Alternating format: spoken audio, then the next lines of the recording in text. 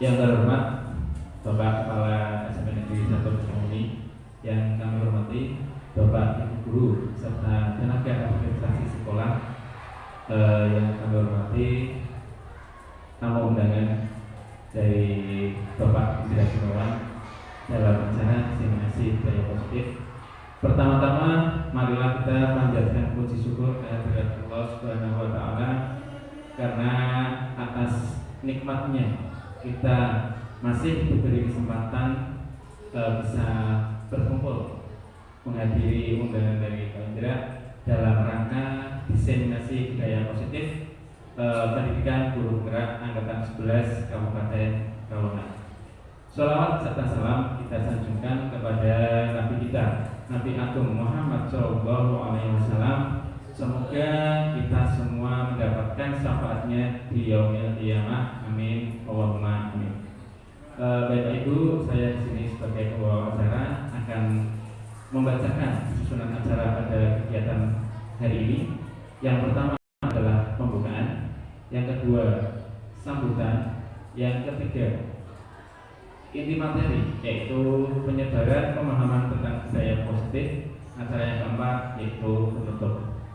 Baiklah Bapak Ibu, untuk memulai acara pada hari ini mari kita buka acara pada hari ini dengan membaca basmalah bersama-sama. Bismillahirrahmanirrahim. Terima kasih. Semoga dengan bacaan basmalah tadi kegiatan pada hari ini dapat berjalan dengan lancar. Acara yang kedua yaitu sambutan dari perwakilan dari Kepala SMP Negeri 1 Banyuwangi yang akan disampaikan oleh Bapak Widyono. Kepada beliau dipersilakan.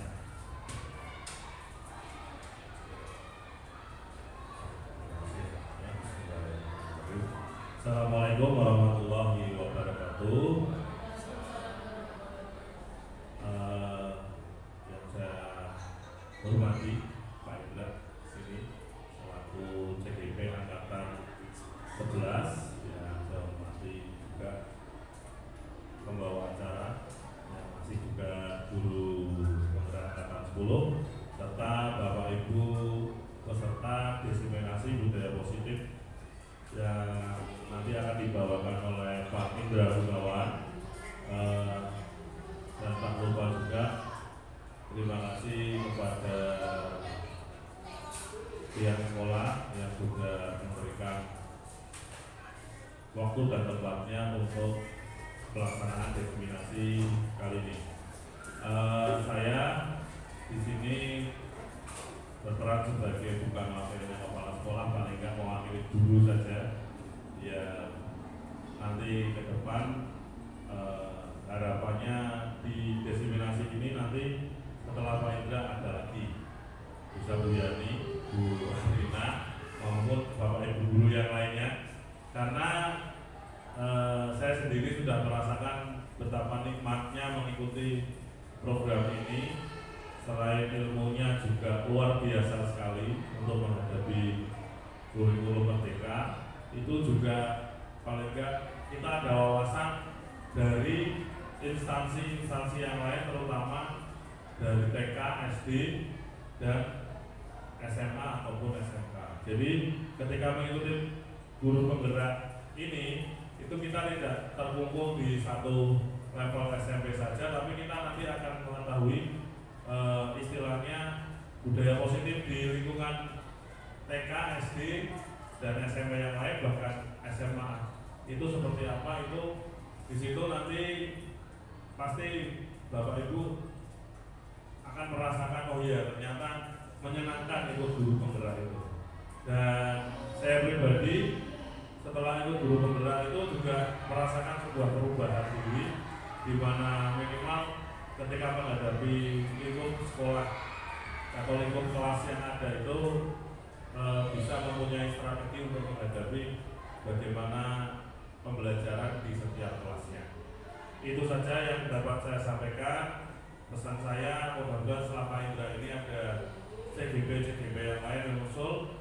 Harapannya agar sekolah ini akan semakin baik ketika banyak lulusan dari guru penggeraknya. Terima kasih. Assalamualaikum warahmatullahi wabarakatuh.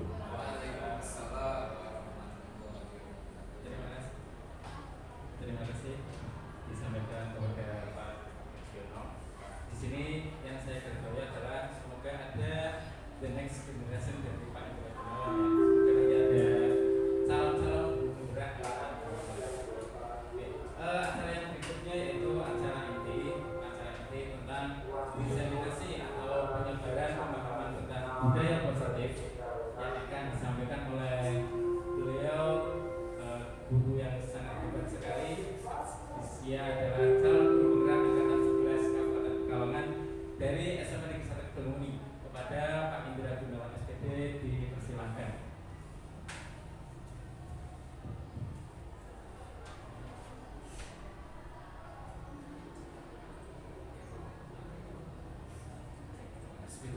Assalamualaikum warahmatullahi wabarakatuh. Terima kasih kesempatannya.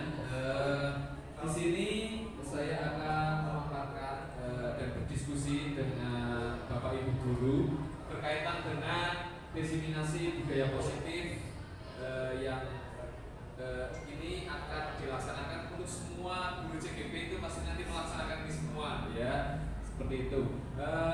Untuk sebelum saya mulai diskusinya itu next, Pak. Nah, di sini saya akan bersama-sama dengan Bapak Ibu guru semuanya untuk membuat kesepakatan diskusi, ya. Untuk kesepakatan pertama ada masukan dari Bapak Ibu? Boleh makan. Boleh makan. Oke, kesepakatannya boleh makan. Selanjutnya boleh, ya, boleh izin. Terus ada lagi Mengikuti kegiatan sampai akhir. Oke, mengikuti kegiatan mendesak. kegiatan sampai akhir, ya, apabila tidak ada kegiatan urgent atau yang besar. Terus aktif, ya, Bapak Ibu, ya. Oke. Selanjutnya di sini saya akan memaparkan konsep inti budaya positif. Itu yang pertama ada perubahan paradigma belajar, terus ada disiplin positif, motivasi perilaku manusia, dilanjutkan kebutuhan dasar manusia yang nanti saya paparkan juga, posisi kontrol, keyakinan kelas, dan segitiga restitusi, ya. Dari konsep-konsep itu nanti saya jabarkan satu persatu. Nah, di sini ada perubahan paradigma belajar, ya, yang sudah ditampilkan. Yang pembelajaran dengan paradigma baru merupakan pembelajaran yang dirancang berdasarkan prinsip pembelajaran berdiferensiasi, ya. Berdiferensiasi di sini adalah sesuai dengan kebutuhan murid, sehingga para murid belajar sesuai kebutuhannya berdasarkan tahap perkembangan sesuai teori psikologi modern dalam mewujudkan profil pelajar Pancasila, yaitu beriman, bertakwa kepada Tuhan Yang Maha Esa dan berakhlak mulia, kebinekaan global, gotong royong, kreatif, bernalar kritis, dan mandiri, ya. Nanti berkaitan dengan profil pelajar Pancasila. Nah, di sini ada miskonsepsi tentang teori kontrol, ya.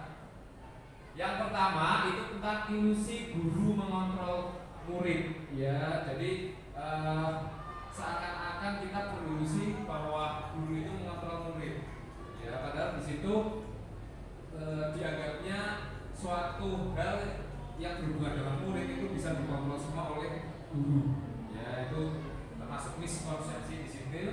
Terus ilusi bahwa semua penguatan positif efektif dan bermanfaat, itu miskonsepsi yang kedua. Terus ilusi bahwa kritik dan membuat orang merasa bersalah dapat menguatkan karakter, ya. Ini nanti berhubungan dengan posisi kontrol, ya. Terus ada ilusi bahwa orang dewasa memiliki hak untuk memaksa, ya. Bahwa kita sebagai guru itu tidak bisa untuk memaksakan kehendak, ya. Itu untuk slide selanjutnya. Di sini ada mengubah paradigma stimulus respon, ya, ke pendekatan teori kontrol, ya. Jadi untuk yang kebiasaan yang dulu itu menggunakan stimulus stimulus dan respon ya, stimulus respon. Kita ubah ke pendekatan ke teori kontrol. Ya, di sini ada beberapa.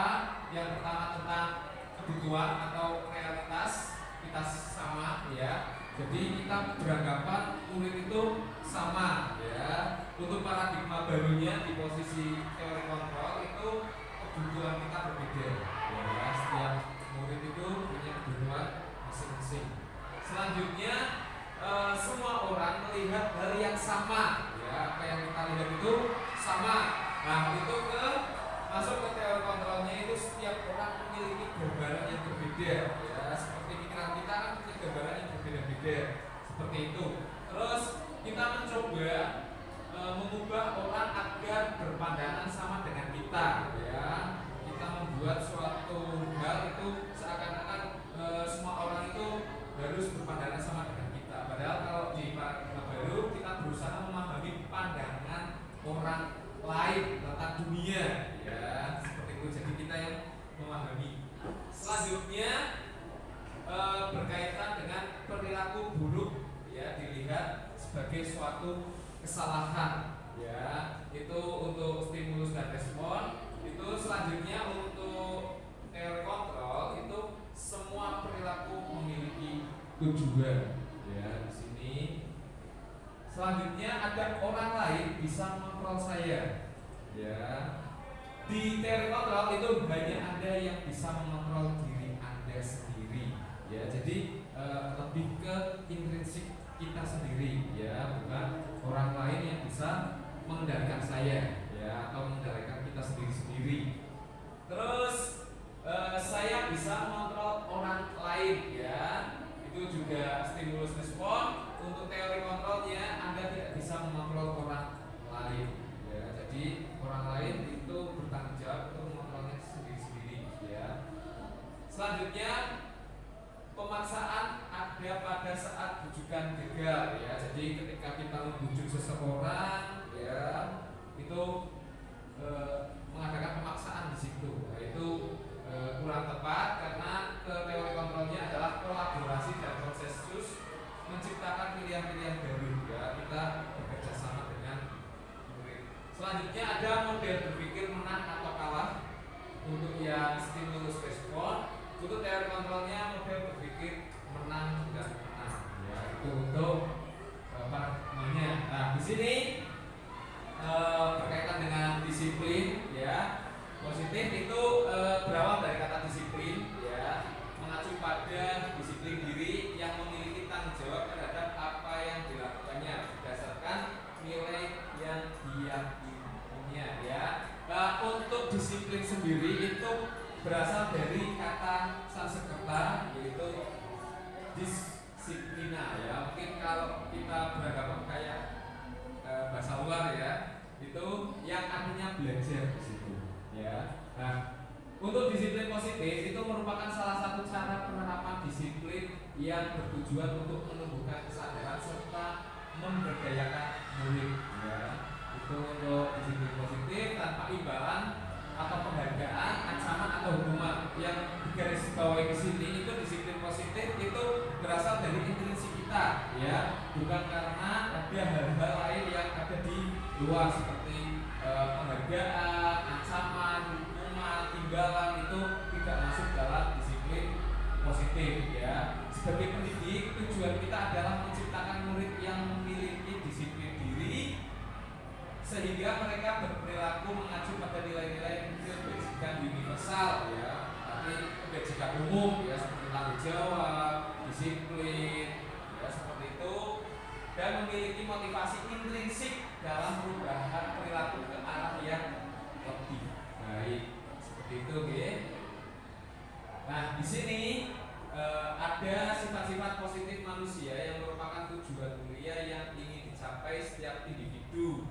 Nilai yang disepakati bersama lepas dari suku bangsa, agama, bahasa maupun latar belakangnya. Di sini ada contoh-contoh nilai kebajikan institusi atau organisasi.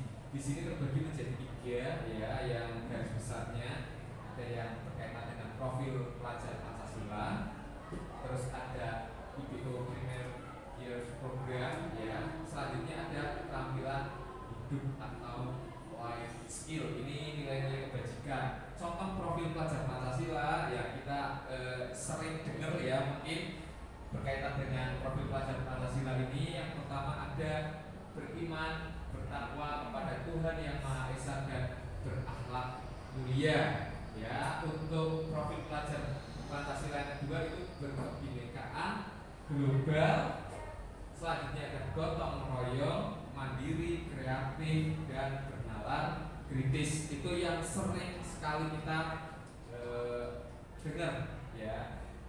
Selanjutnya itu ada yang dari PYP ya, ada toleransi. Ini yang umum di masyarakat luas. Ini masuk organisasi dunia yang berkaitan dengan nilai-nilai kebajikan, ada toleransi, rasa hormat, integritas, mandiri, menghargai, antusias, empati, pengetahuan, kreativitas, kerjasama, percaya diri, dan komitmen. Ya, itu. Selanjutnya ada keterampilan hidup atau life skill. Ya. Nah, di sini berhubungan dengan dapat dipercaya, ya, lurus hati, pendengaran yang aktif, tidak merendahkan orang lain, memberikan yang terbaik pada diri. Ya, itu berkaitan dengan contoh nilai-nilai kebajikan institusi atau organisasi. Ya, itu. Selanjutnya, nah di sini ada motivasi perilaku manusia dari Dian Gosen. Itu dalam bukunya menyatakan ada 3 motivasi perilaku manusia. Ini yang berhubungan dengan motivasi. Yang pertama untuk menghindari ketidaknyamanan atau hukuman. Ya, ini yang sering ya, motivasinya dia tidak dapat hukuman. Ya, seperti itu. Mungkin ada murid yang dia berangkat saat pagi karena takut hukuman. Nah, berarti itu motivasinya karena untuk menghindari ketidaknyamanan atau hukuman. Selanjutnya untuk mendapatkan imbalan atau penghargaan. Ya, seperti itu. Jadi melakukan suatu hal agar mendapatkan penghargaan ya atau imbalan di situ.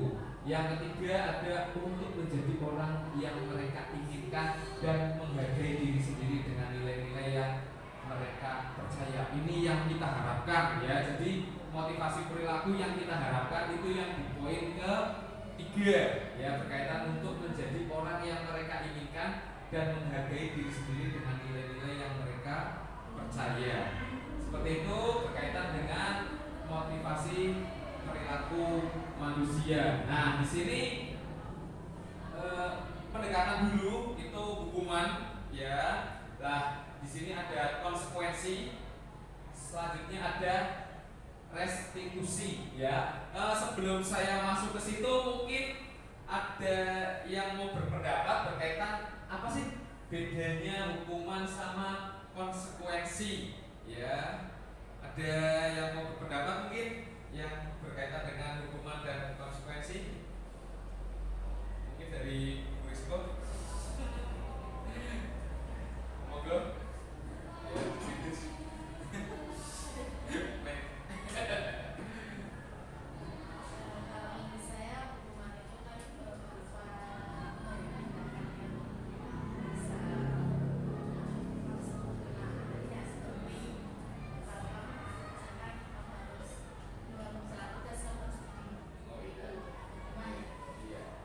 Konsekuensi itu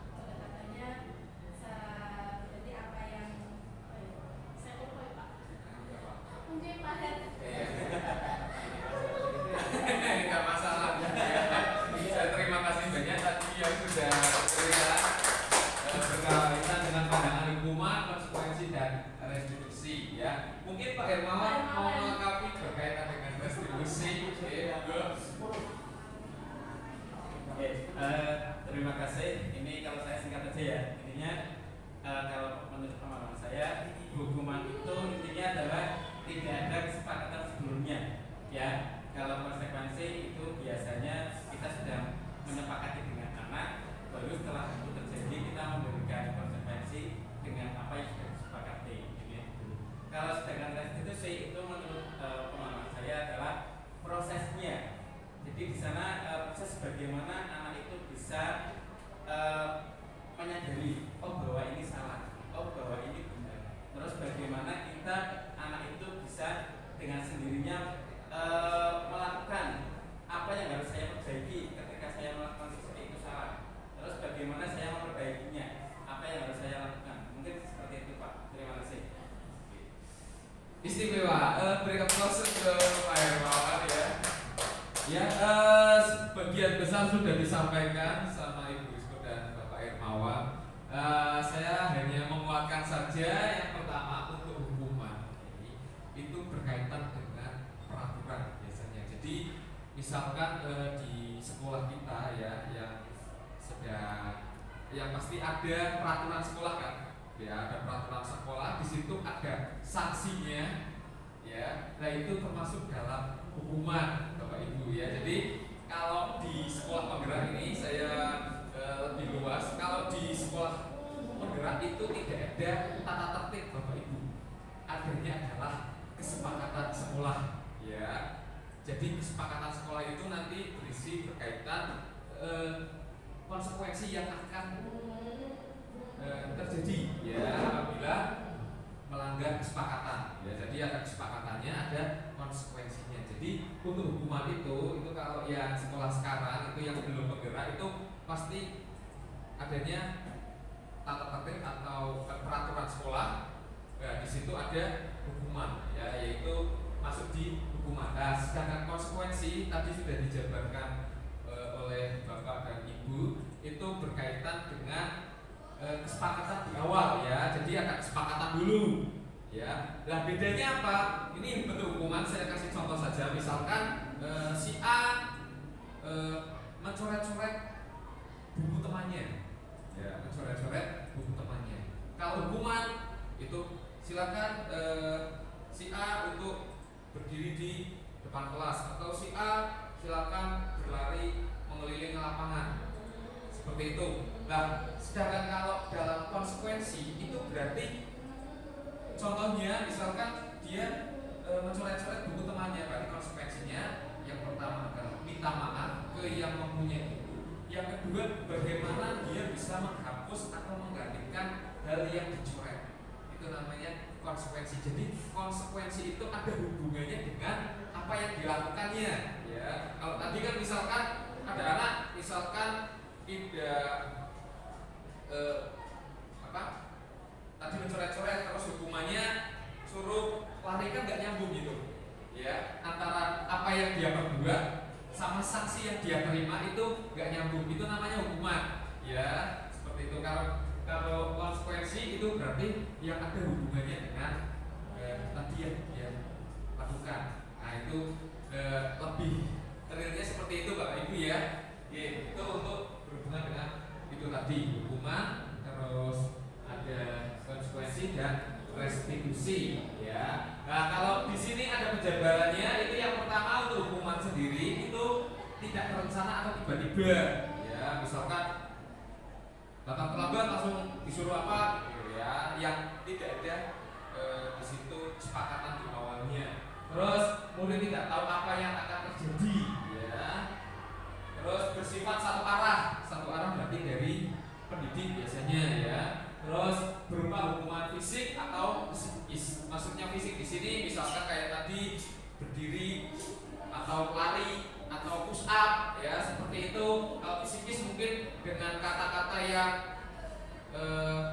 kurang bijak di situ, nah itu masuk di hukuman ya. Selanjutnya ada yang namanya konsekuensi ya. Di sini ada terencana atau disepakati sesuai peraturan. Nah makanya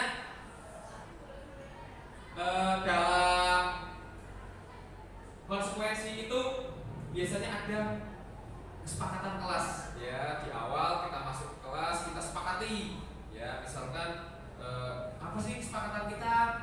Nah di situ akan membuat kesepakatan antara guru dan murid, itu namanya kesepakatan kelas. Terus murid tetap dibuat ya. Terus sikap guru selalu memonitor murid ya. Untuk restitusinya itu proses menciptakan kondisi bagi murid untuk memperbaiki kesalahan ya. Seperti itu. Terus proses kolaboratif yang mengajarkan murid untuk menemukan solusi sendiri. Itu untuk 3 itu. Nah, di sini saya ingin Bapak Ibu itu berpendapat. Ini ada beberapa tindakan guru ya yang menurut Bapak nanti ini masuk dalam hukuman atau konsekuensi ya. Kita belajar bareng di sini Bapak Ibu ya. Yang pertama itu mencatat 100 kali di dalam buku kalimat saya tidak akan terlambat lagi karena terlambat ke sekolah. Kira-kira menurut Bapak Ibu itu masuk hukuman atau konsekuensi? Hukuman ya, kita satu suara yaitu hukuman ya. Jadi untuk mencatat ini kan gak ada hubungannya juga ya. Seperti itu masuk dalam hukuman. Selanjutnya yang kedua ini ada kejadian ya. Membersihkan tumpahan air di meja tulis karena tersenggol pada saat belajar. Nah, konsekuensi ya. Ini termasuk dalam konsekuensi ya. Itu sudah istimewa ini, sepertinya Bapak Ibu sudah berpikirnya udah langsung tak ya. Lanjut yang ketiga, di sini ada murid diminta push up 15 kali karena tidak menggunakan masker di sekolah. Hukuman ya. Wah, udah istimewa ini. Kalau dalam soal itu sudah nilainya sudah 100 ya. Terus lanjut, lari mengelilingi lapangan basket 2 kali karena terlambat hadir di sekolah. Hukuman ya, di sini ada hukuman. Nah, ini ada juga ini. Lari mengelilingi lapangan basket 2 kali karena terlambat 10 menit untuk pelajaran PJOK. Ya, konsekuensi ya, karena ini ada hubungannya dengan PJOK-nya ya. PJOK kan berhubungan dengan aktivitas fisik. Selanjutnya menggantikan kertas tugas teman yang dicoret-coret. Konsekuensi ya. Ini mungkin soal yang terakhir akan dijawab oleh Bapak Lukman Aji ya. Di sini meminta murid tidak mengenakan sepatu seharian di sekolah karena tidak mengenakan sepatu hitam. Kira-kira itu masuk hukuman atau konsekuensi Bapak Lukman?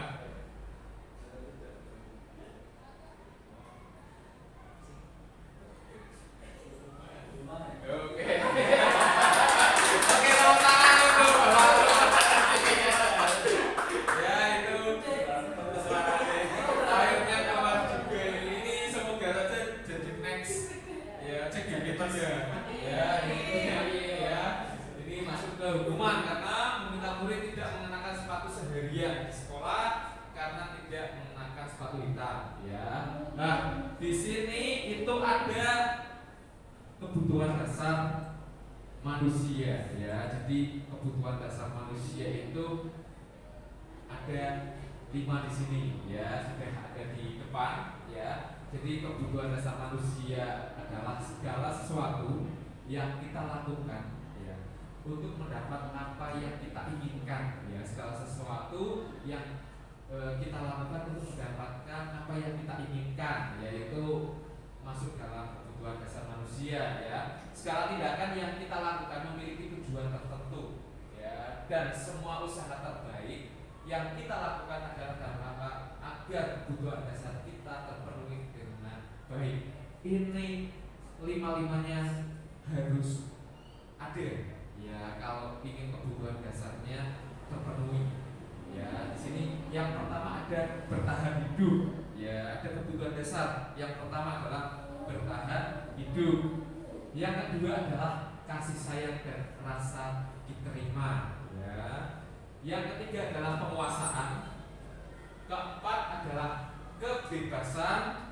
Yang kelima ada kesenangan Ya, jadi kelima kebutuhan dasar manusia ini harus ada ya.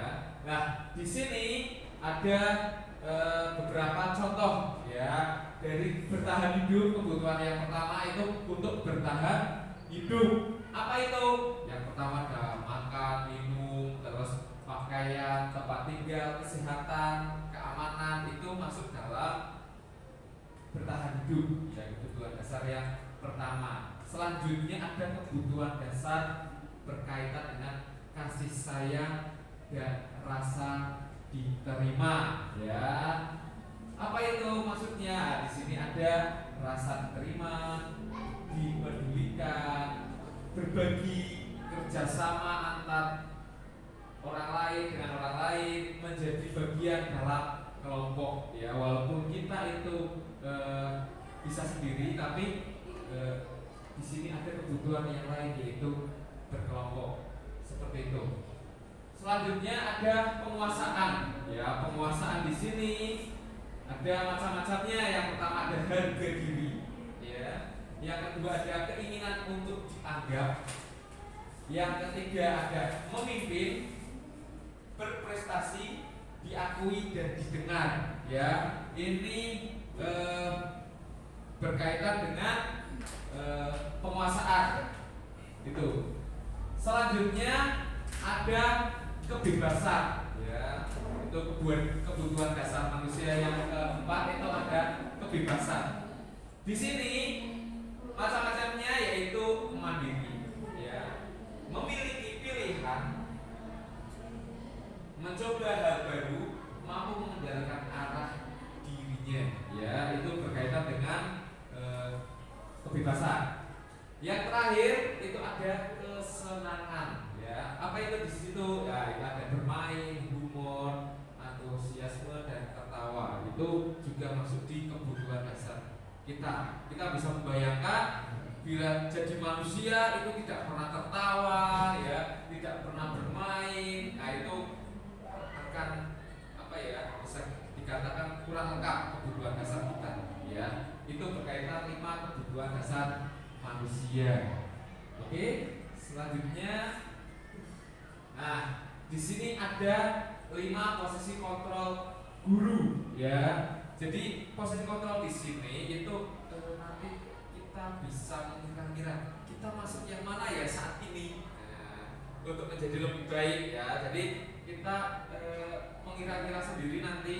Di sini ada 5 posisi kontrol guru. Yang pertama ada penghukum, terus ada pembuat merasa bersalah ya, menjadi teman, ini kita sama murid ya, terus pemantau sama manajer ya. Ini berkaitan dengan 5 posisi kontrol guru ya yang akan kita laksanakan ke murid. Di sini ada contoh kasus ya.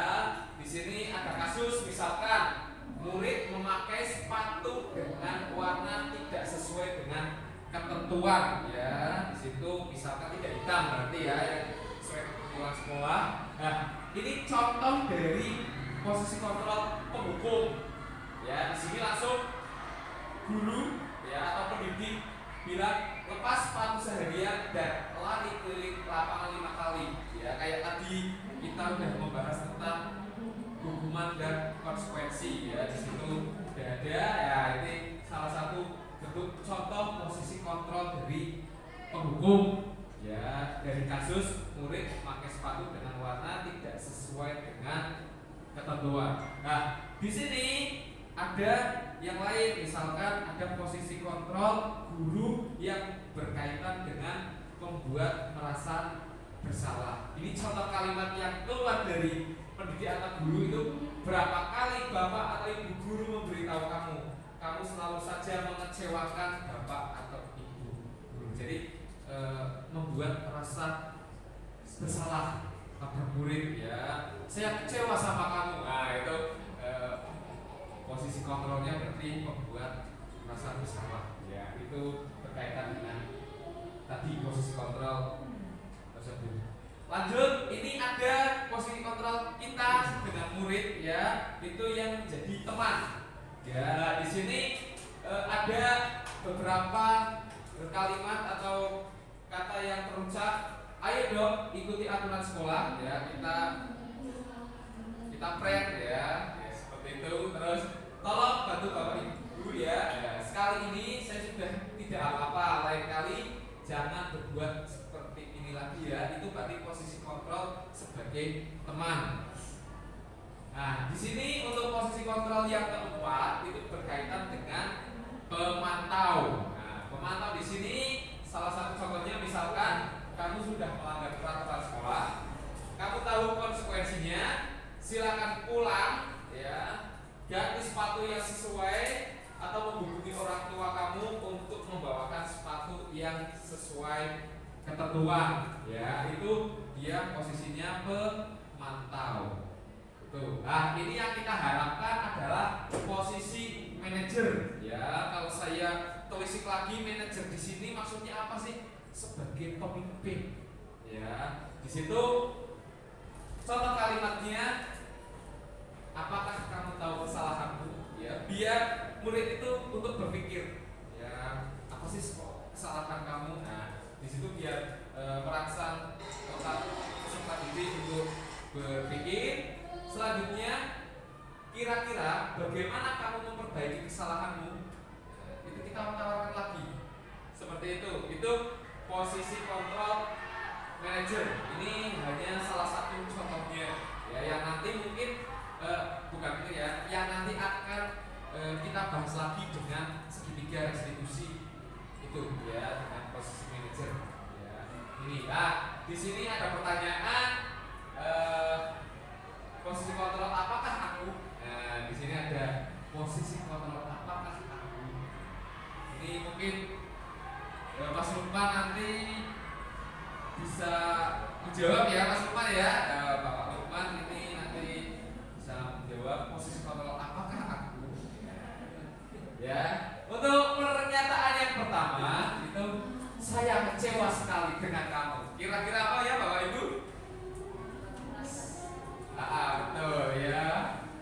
Untuk posisi kontrolnya adalah membuat merasa bersalah ya. Saya kecewa sama kamu. Nah, misalkan kita memarahi murid dengan kata-kata seperti itu, berarti posisi kontrol kita adalah membuat merasa bersalah ya. Sambil dimakan gak apa-apa Bapak Ibu. Ya, oke, kita lanjut untuk kita santai aja ya, nggak usah terlalu tegang ya. Kita diskusi bareng, kita belajar bareng berkaitan dengan budaya positif. Selanjutnya ada pernyataan, kamu tidak pernah benar melakukannya. Kira-kira apa ini Bapak Ibu? Kamu tidak pernah benar melakukannya. Kira-kira apa Mas Bapak Lukman?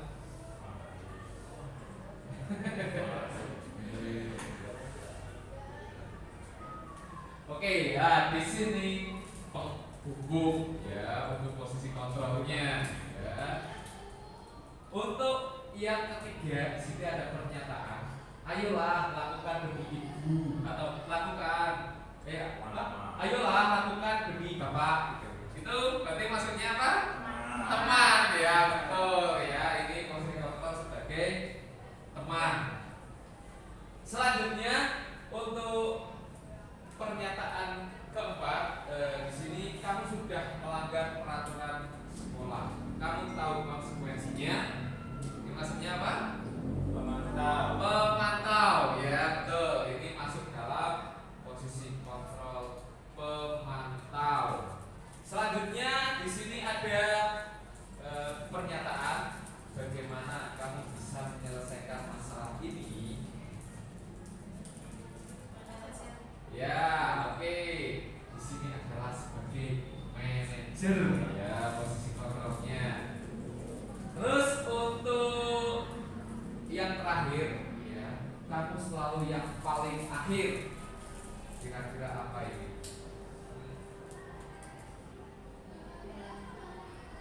Kamu selalu yang paling akhir. Tadi dia sudah menyebut sudah benar, iya betul ya. Di sini untuk kamu selalu yang paling akhir. Itu beberapa pernyataan ya yang berkaitan dengan posisi kontrol. Seperti itu, ya. Oke, kita masuk ke bab selanjutnya, yaitu berkaitan dengan keyakinan kelas. Ya. Mengapa keyakinan kelas? Mengapa bukan peraturan kelas? Ya, di situ. Kalau yang tadi sudah saya bahas awal itu untuk yang sekolah yang belum masuk dalam kategori sekolah penggerak itu memang adanya tata tertib yang sebagai peraturan sekolahan, ya. Tapi kalau sudah masuk di sekolah penggerak itu adanya adalah kesepakatan sekolah, ya, seperti itu, ya, yang berhubungan dengan keyakinan kelas tadi, ya, bukan peraturan. Kalau peraturan itu cenderungnya nanti akan menghukum. Oke. Ini ada argumen dari dosen berkaitan dengan keyakinan kelas. Suatu keyakinan kelas akan lebih memotivasi seseorang dari dalam atau memotivasi secara intrinsik, ya, atau dari dalam tadi yang sudah dibahas. Seseorang akan lebih tergerak dan bersemangat untuk menjalankan keyakinannya daripada hanya sekedar mengikuti serangkaian peraturan. Keyakinan kelas dibuat bersama antara guru dengan murid, ya. Jadi misalkan kita di awal, ya, seperti sekarang ini masih awal-awal di semester, kita di situ buat kesepakatan, ya, untuk menjadikan keyakinan kelas itu. Selanjutnya, nah, di sini ada pembentukan keyakinan kelas.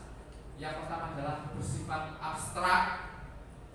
Yang kedua berupa pernyataan universal yang tadi kita bahas di awal, ya, ada nilai-nilai kebajikan di situ. Yang ketiga dibuat dalam pernyataan positif. Jadi kesepakatan yang benar, ya, yang tepat, ya, yang tepat itu tidak menggunakan kata tidak, jangan menggunakan kata jangan. Misalkan, ya, kita membuat kesepakatan kita dengan murid bersama-sama membuat kesepakatan atau keyakinan kelas. Di situ bunyinya itu jangan menggunakan kata tidak atau jangan.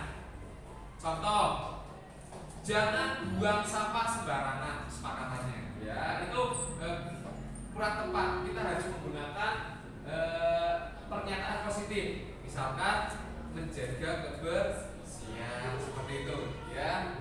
Bapak Ibu, jadi ketika kita membuat kesepakatan itu tidak menggunakan pernyataan negatif, ya. Yang kita gunakan adalah pernyataan positif. Nah, ini yang seringnya jadi PR, ya. Kemarin saya waktu luka itu yang dibahas ini, ya. Jadi ketika kita bisa berkunjung ke kelas, ke sekolahan itu kesepakatannya masih dengan kata-kata tidak boleh, jangan, tidak boleh, jangan, gitu. Itu kurang tepat, ya. Jadi menggunakan pernyataan positif. Terus sedikit saja agar mudah diingat, ya. Jadi kita membuat kesepakatan atau keyakinan kelas itu yang mudah diingat, ya, jangan terlalu panjang. Selanjutnya sesuai dengan kondisi kelas atau sekolah sehingga mudah diterapkan, ya, sesuai dengan kondisi kelas atau sekolah kita masing-masing. Selanjutnya ada semua warga sekolah atau warga kelas dilibatkan saat pembuatan keyakinan kelas, ya. Jadi misal kita membuat keyakinan kelas itu kita melibatkan seluruh yang ada di kelas itu, ya, dari unsur murid sama wali kelas biasanya yang membuat keyakinan kelas itu. Nah, di sini ada contoh, ya, misalkan kita tawarkan karena apa, ya, kita keyakinan kelas kita, di situ nempelkan, ya, nempelkan, dan di situ nanti kita pilah-pilah, ya. Terus mungkin ada kata-kata yang tadi negatif kita ubah menjadi yang positif, seperti itu bagian dari pembentukan keyakinan kelas. Nah, kita masuk ke selanjutnya adalah segitiga res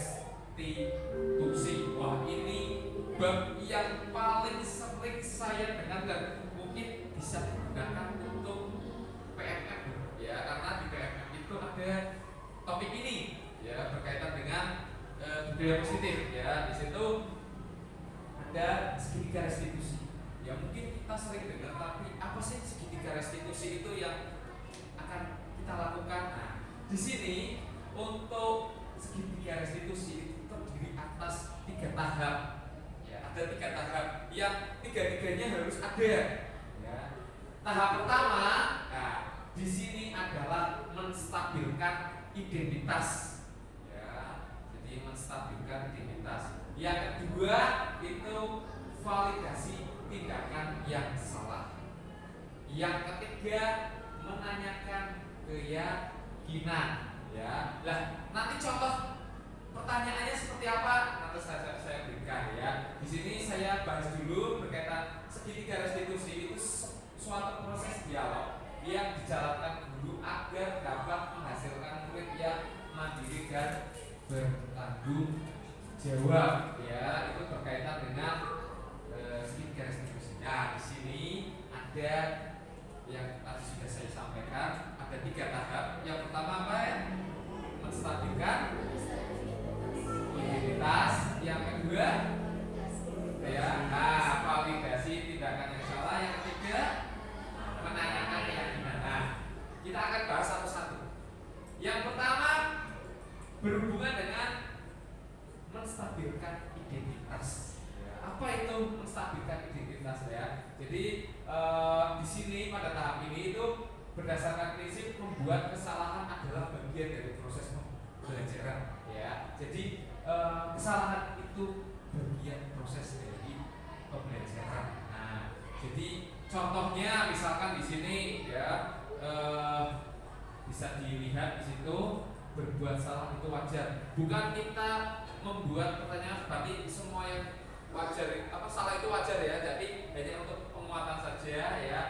Yang intinya tidak ada manusia yang sempurna. Setiap orang pasti pernah melakukan kesalahan ya. Tinggal bagaimana kita memperbaiki kesalahan tersebut di kemudian hari ya. Seperti itu.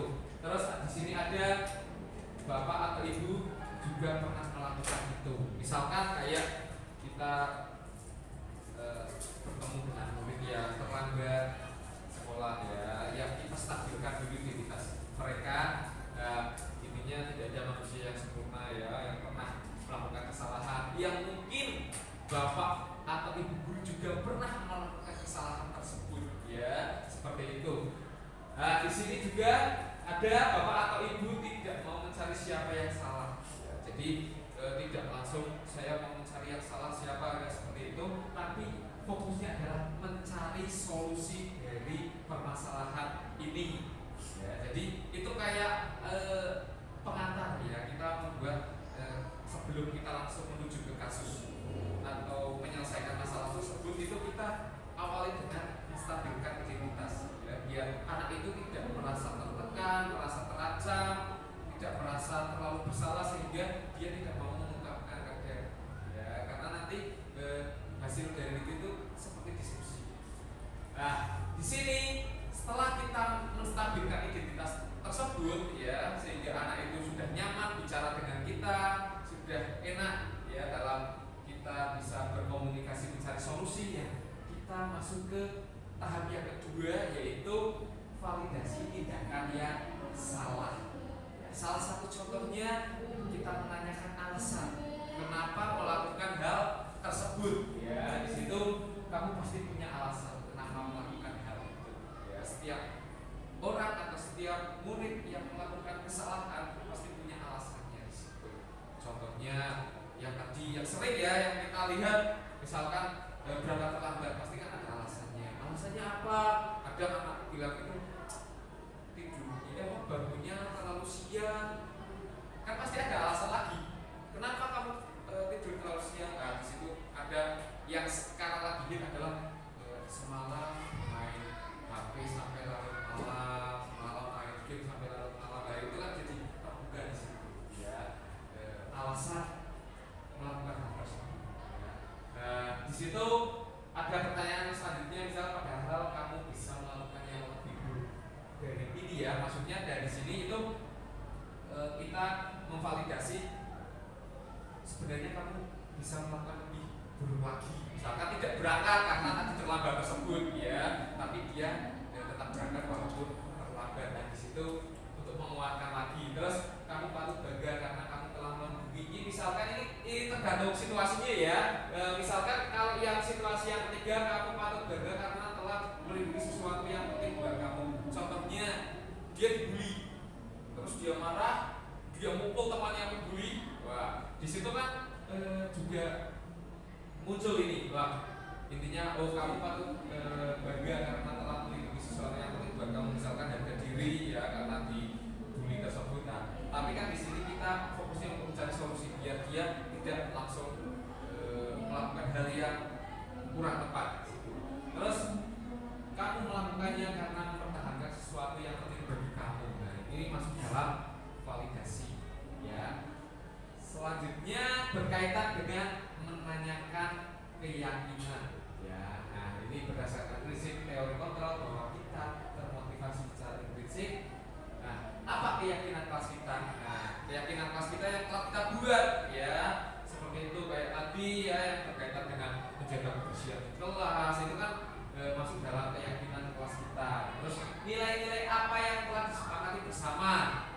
Nilai-nilai maksudnya adalah nilai-nilai kebajikan universal seperti tadi tanggung jawab, disiplin dan lain-lain di situ. Terus seperti apa gambaran kelas yang ideal menurut kamu? Terus kamu ingin menjadi orang yang seperti apa? Nah, di situ bisa dijabarkan biar anak ini bisa berkomunikasi untuk menyelesaikan masalah. Nah, di sini ada refleksi, ada 3 ya. Berkaitan dengan hal baru apa yang saya dapatkan setelah mengikuti kegiatan desiminasi ini ya. Hal baru apa sih dari kegiatan ini yang Bapak Ibu guru terima ya, itu berkaitan dengan refleksi yang pertama. Terus untuk refleksi yang kedua itu perasaan apa yang muncul selama mengikuti diskusi ini, khususnya mengenai makna disiplin dan keyakinan kelas. Nah, perasaan itu berarti apa yang dirasakan Bapak Ibu, apakah sedih ya, apakah marah ya, itu contoh dari perasaan. Yang ketiga itu ingin menjadi guru atau among ya, yang seperti apakah setelah mengikuti kegiatan ya. Nah, mungkin ada yang bisa berpendapat berkaitan dengan refleksi hari ini ya, yang tadi sudah saya sampaikan dan kita bersama-sama untuk berdiskusi.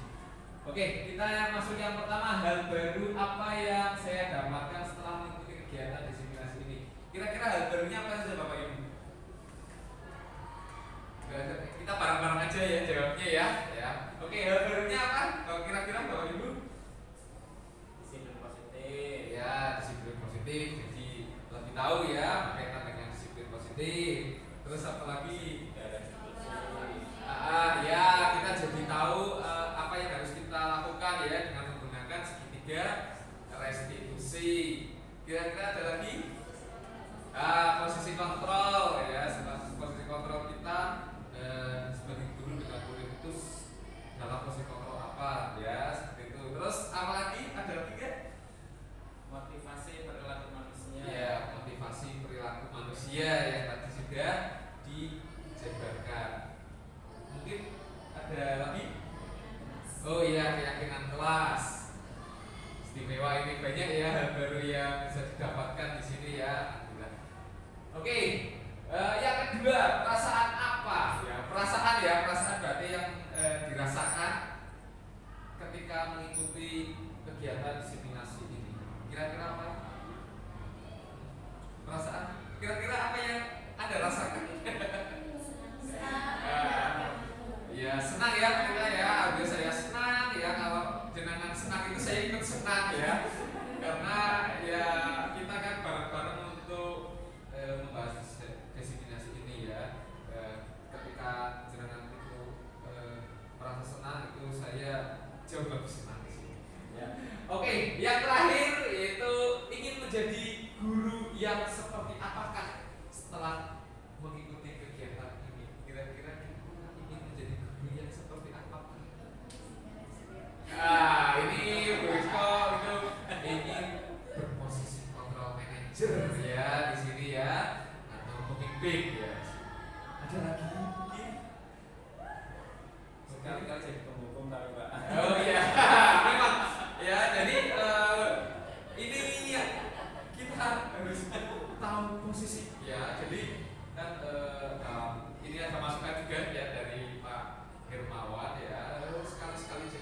cukup ya.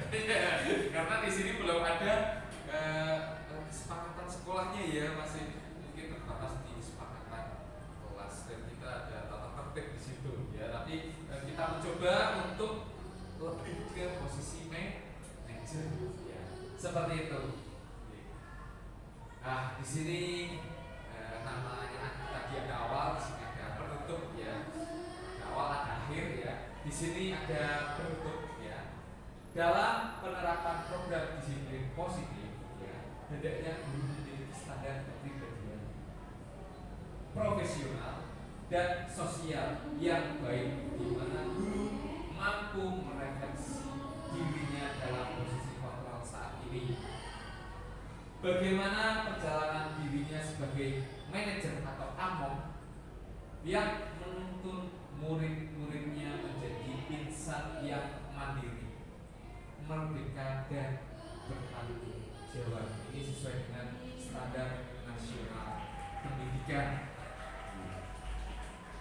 Oke, ya. Boleh, silakan ya. Saya malah mempersilakan.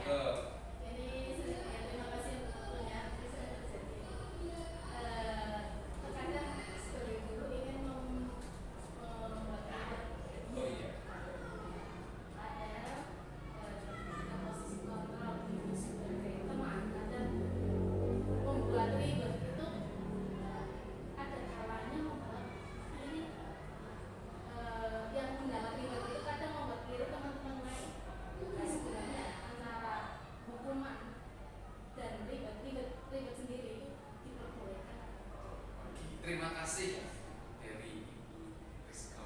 Mungkin sebelum saya jawab ada yang mau menanggapi? Mau menanggapi? Oke, ya.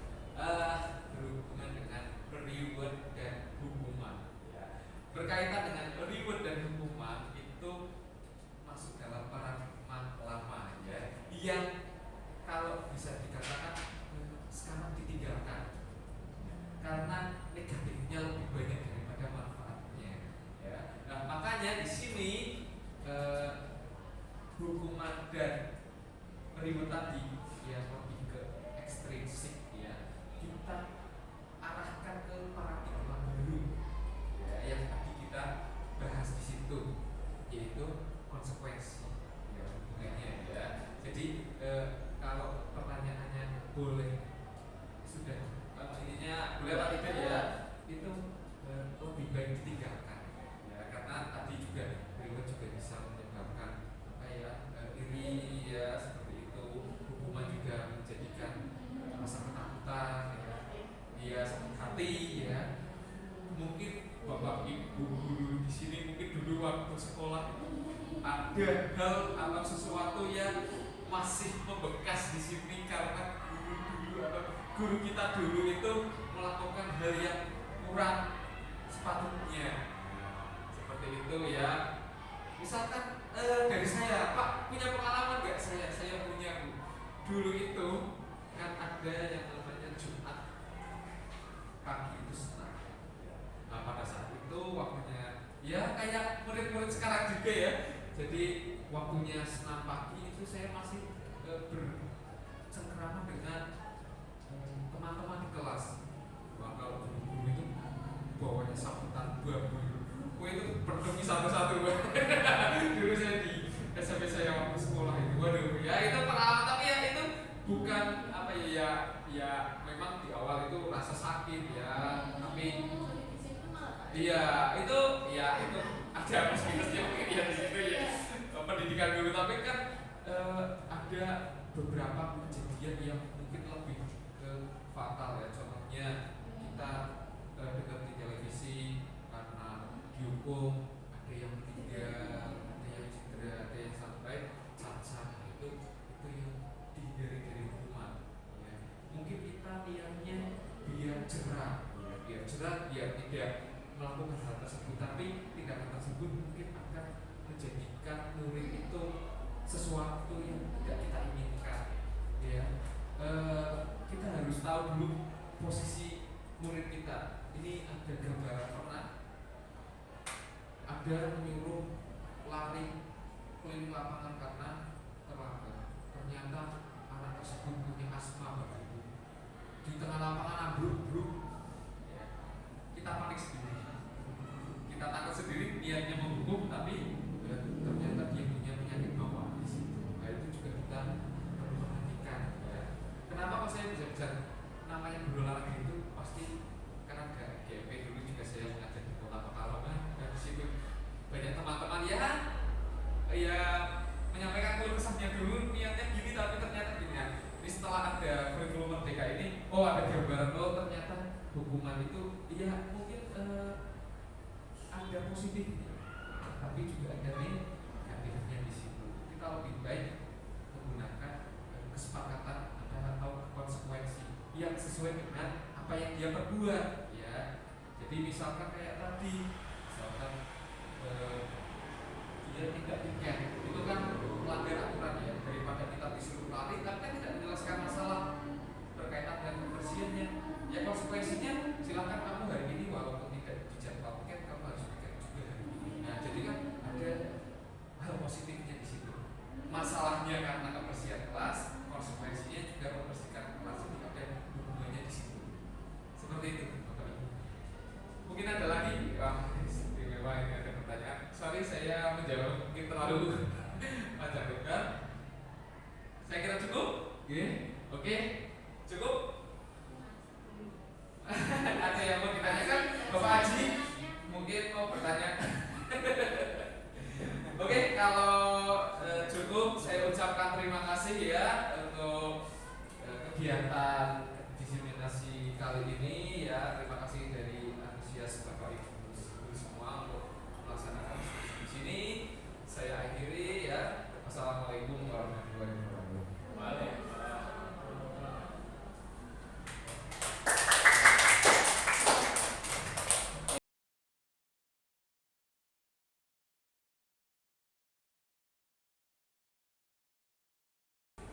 Assalamualaikum warahmatullahi wabarakatuh. Waalaikumsalam warahmatullahi wabarakatuh. Oke, bagaimana kabarnya hari ini? Alhamdulillah baik, sehat, semangat, luar biasa. Yes. Tepuk tangan dulu. Oke, untuk hari ini ada yang belum sarapan? Belum sarapan? Sudah sarapan semua? Ya, ada yang sakit mungkin atau nggak enak badan? Sehat semua ya, alhamdulillah. Oke, di sini Bapak Indra itu akan membuat kesepakatan kelas yang akan kita buat bersama-sama. Nah, silakan kalian dikeluarkan pulpennya ya, berapa yang punya ide nanti ditulis di sini, ditempel di tas hitam ini. Ya.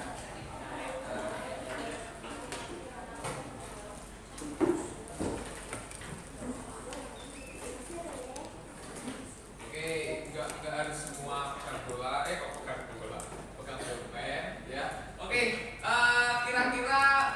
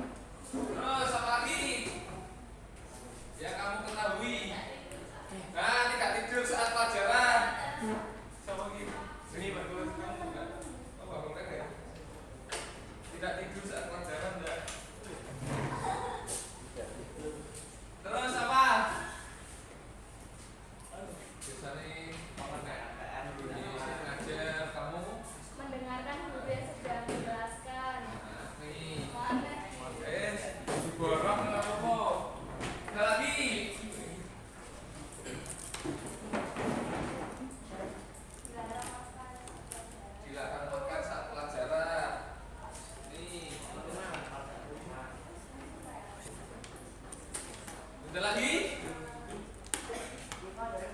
Cukup? Atau masih ada lagi? Mas? Gak ada? Oke, kita bedah satu-satu ya berkaitan dengan kesepakatan kalian. Itu.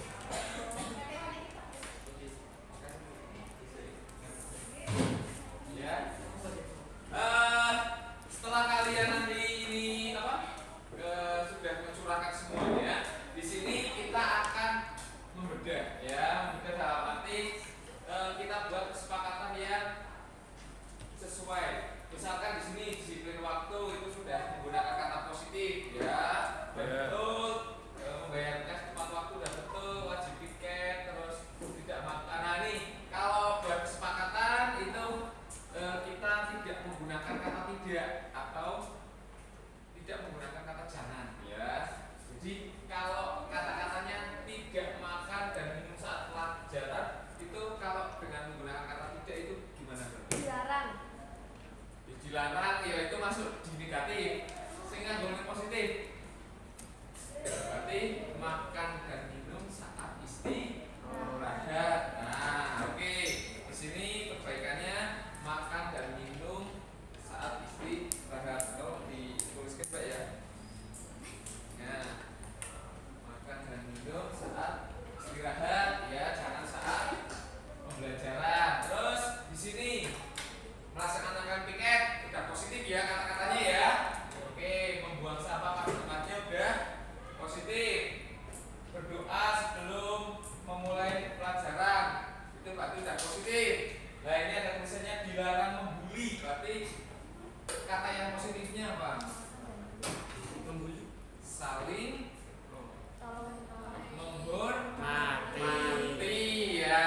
Oke, silakan ditulis Naila, saling menghormati ya, saling menghormati berarti tidak saling itu ya, membuli ya. Terus dilarang ngejek juga sama ya. Di sini berarti saling menghormati itu berarti ditulis. Tidak bolos pelajaran berarti apa itu kata-kata positifnya? Mengikuti pelajaran. Mengikuti pelajaran dengan baik. Mbak, tolong ditulis Mbak ya, mengikuti pelajaran dengan baik. Nah, di situ tempel ya, udah tulis tempel. Depan, baris kedua. Nah. Terus masuk ke mengumpulkan tepat waktu udah bagus, tidak berisik saat pelajaran. Berarti udah masuk ke tadi ya, mengikuti pelajaran dengan baik ya. Udah berisik maksudnya. Terus dilarang bermain HP saat pelajaran juga sama. Terus tidak tidur saat pelajaran juga sama. Tadi mengikuti pelajaran dengan baik. Itu terus terakhir mendengarkan guru yang sudah menjelaskan. Ya itu juga sama. Oke. Sekarang kita bedah satu-satu dengan nilai-nilai kebajikan terakhir ini ya, sesuai dengan nilai-nilai kebajikan. Di sini tepat waktu berarti dia apa? Disiplin atau tanggung jawab apa? Disiplin ya, ditulis Mas, disiplin. Nah, ya berarti masuk tepat waktu itu masuk di disiplin nilai-nilainya. Terus membayar kas dengan tepat waktu ya, tanggung jawab. Bagus. Siapa lagi? Saya akan tulis. Tulis Mbak, tolong Mbak ya. Tanggung jawab. Ya. Oke. Udah ditulis Mas? Udah. Silakan ditempel di situ di baris ketiga ya. Terus wajib piket sesuai jadwal. Apa? Tanggung jawab ya, ditulis lagi ini. Ya udah, tadi udah tulis tanggung jawab. Ah, ini udah ditulis saja di sini tempel. Tadi udah tanggung jawab ya. Tidak makan dan minum saat pelajaran. Intinya makan dan minum ketika istirahat. Apa? Itu maksudnya.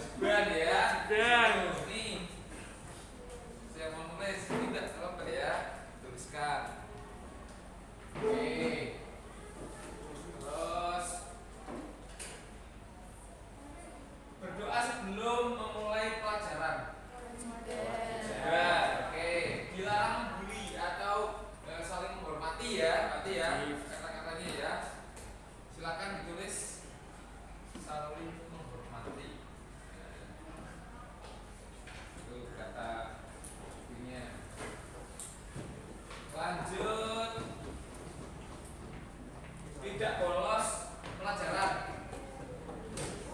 Bukan ya, oke. Terus ini dilarang mengejek, tidak mengejek. Berarti tadi ya saling menghormati ya. Terus ada mengumpulkan tugas tepat waktu. Ya. Tidak berisik saat pelajaran.